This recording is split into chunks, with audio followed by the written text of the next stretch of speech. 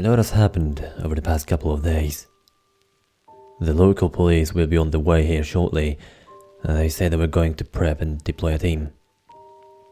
I explained the full story to them over the phone, and they took a statement. This is sort of strange, but I got the impression that they were expecting my call. They asked all the right questions and didn't seem all that surprised. Since this isn't exactly an emergency, that is a crime in progress, I should have a bit of time to share the details. I cannot tell you how relieved I am that they are taking this seriously. I should have involved them sooner. I'm typing as fast as I can here. I'll hurry and explain the events that led up to now. After my last update at 3 AM the other morning, I was planning to take the kids and get out as quickly as possible. Without hesitating, I went straight for the room to grab them. They shared the same room. But they weren't there. How could that be? I panicked, and by this point I was running room to room. I went back to mine and Stacy's room to check if Stacy was still there. She too was gone. The kids were gone. Stacy was gone. Everybody was gone. And this was looking really bad. I should have taken them sooner. Why didn't I take them and go as soon as I read the document? She must have already been gone by the time I got up at 3 AM to look for the note. Did she ever even come to bed that night? How did I not notice? I decided it would be safest for me to leave and spend the rest of the night in a hotel. I parked my car across the street in a small shopping plaza and walked across the hotel. I hoped that would give me a bit of cover if she went looking for my car. I texted the number back the next morning. I found a document and I read it. That was my mother and I. Take the kids, get out now. If your wife suspects anything, things are going to get bad. Stacy took them. I don't know where they went. What? I found the envelope on Monday. Stacy must have found it when I was asleep and took off. I told you to text me immediately once you had it. This is really bad. I need you to meet me now. There's a dirt road behind the theater, left side. Drive down it and I'll be there waiting. I met with her and we talked. I'm positive this is the real Stacy. This was when I decided it was time to involve the police. I need to find my kids. Stacy explained everything in person. She had us talking in college in California. The report from my previous post was in fact about her and her mother. Her mother was killed in the accident, but she survived. She was seriously injured though. After the accident, she was put into the witness protection program. Her new identity was Beth.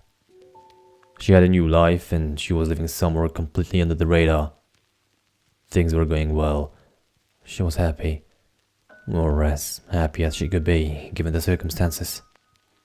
She was even on Facebook though. She wasn't using her real name, nor was she using a real picture. And of course, nobody knew it was actually her. She eventually became friends with several old classmates, so she could stay somewhat in the loop on how everybody's lives were turning out.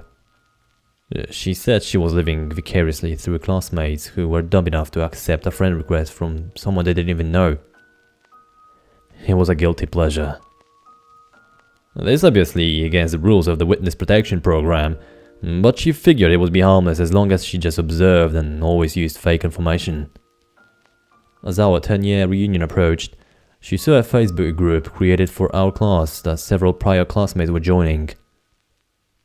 In a moment of weakness, or stupidity, she said she broke down and sent a friend request to me after seeing that I was in the group. Up until then, she made a point to never look me up for her own safety and for mine. Anyway, I guess I was one of the people dumb enough to watch someone I didn't know. She checked out my profile and was completely dumbfounded when she saw that I was married. To her. That was when she knew she had no choice but to get in contact with me. Even if it meant risking her own life and breaking every rule in the book when it came to the program. She had to do it soon, and it had to be in person. The reunion seemed like the perfect time and place. Anyway, the reality is she didn't even know who my wife is, and neither do I at this point. Nor do we know why she is doing this. Stacy suspects that it may be the same person that stalked her 10 years ago, which is absolutely terrifying to me. How could I not know this? Did my actual memories of Stacy fade, only to be replaced with the memories of someone else, whom I was convinced was Stacy, making all of this possible? Side note, I just got a text from Stacy as I was typing this. Stephen, I forgot to tell you one last piece. I'm outside the hotel you're staying at. Come outside for a second, I'll explain. How did you know where I was staying? Jesus, what's happening? It's the police. They are banging on the door, but I'm the one that called them. This is crazy. Not sure what's going on. It has to be a misunderstanding. Posting this now, just in case. Update. Hello Reddit. This is Andrea, or as you probably know me, Stacy, Steven's wife. I've been following along myself. Gripping story, huh? That's all it will ever be. A story. Stephen was the love of my life. We dated as freshmen in college, and I would have done anything for him. Even after Stacy was long gone and off in California not thinking about him, he still talked about her. I knew I'd never have him to myself. She left him. She didn't want him. I was there for him. It wasn't fair. He eventually broke up with me because he missed Stacy. He wanted to be with her. She didn't even realize, nor did she care. So I did what any reasonable person would do in that situation. I became Stacy. You have no idea how easy it was. I found Stacy on Facebook. I went to California and I watched her every move. I laughed like she did. I talked like she did. I smelled like she did. After finally mastering all that was Stacy, I knew that still wouldn't be enough. I went further. With the right documents, a pretty smile, a bit of cash, and 19 times under the knife, I could have whatever my heart's desire. America the Beautiful.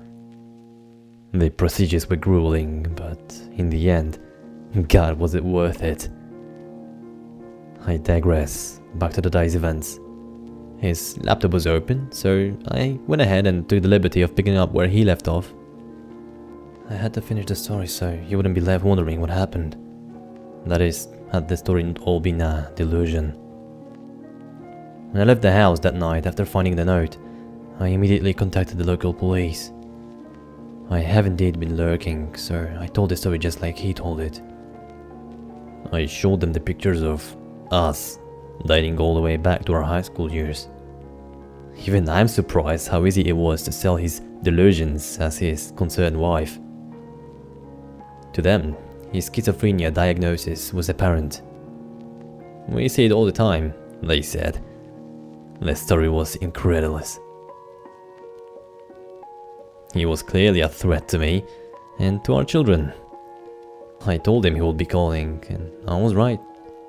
All I had to do was set the stage. As for Stacy, Beth, well, unlike the first time she went into hiding, this time she won't be seen again. Stephen is gone. I had him 30 and Ford, involuntarily committed to a mental facility. Serves him right for choosing Stacy over me a second time.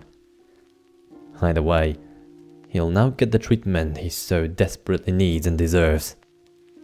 Only the best for my Stephen. Anyway, the kids want to go out for ice cream.